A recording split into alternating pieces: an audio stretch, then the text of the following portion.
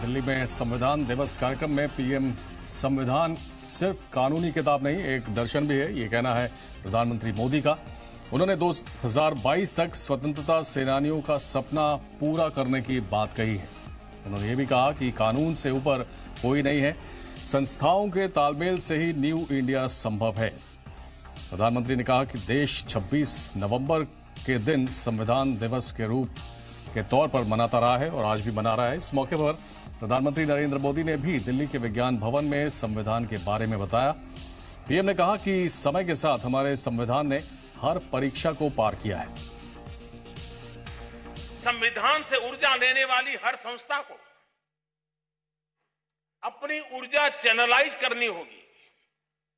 उसे सिर्फ और सिर्फ न्यू इंडिया का सपना पूरा करने में लगाना होगा। साथियों, ये बात आज इसलिए बहुत महत्वपूर्ण है क्योंकि जन भावनाओं की ऐसी प्रबलता हमारे देश में दशकों के बाद दिखाई दे रही है। भारत आज दुनिया का एक नौजवान देश है। इस नौजवान ऊर्जा को दिशा देने के लिए देश की हर संवैधानिक संस्था को मिलकर काम करने की आवश्यकता है। 20वीं सदी में हम एक बार आगे बढ़ने का अवसर खो चुके हैं क्योंकि वो हमारे लिए गुलामी का कालखंड था। अब 21वीं सदी में भारत को नई ऊंचाई पर ले जाने के लिए, न्यू इंडिया बनाने के लिए हम सभी को संकल्प लेना होगा। संकल्प साथ मिलकर के काम करने का, संकल्प एक दूसरे को मजबूत करने का।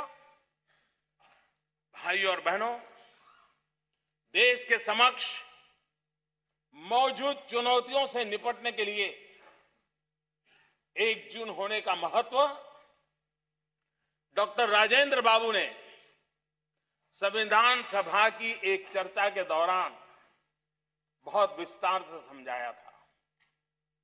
राजेंद्र बाबू ने कहा था, हम सभी को ये विश्वास दिलाते हैं कि देश से गरीबी मिटाने के लिए, गंदगी मिटाने के लिए, गंदगी की बात की चर्चा उस समय भी होती थी, भूख और बीमारी खत्म करने के लिए, भेदभाव समाप्त करने के लिए, शोषण खत्म करने के लिए और जीने का बेहतर माहौल सुनिश्चित करने के लिए हम हमेशा प्रयासरत रहेंगे।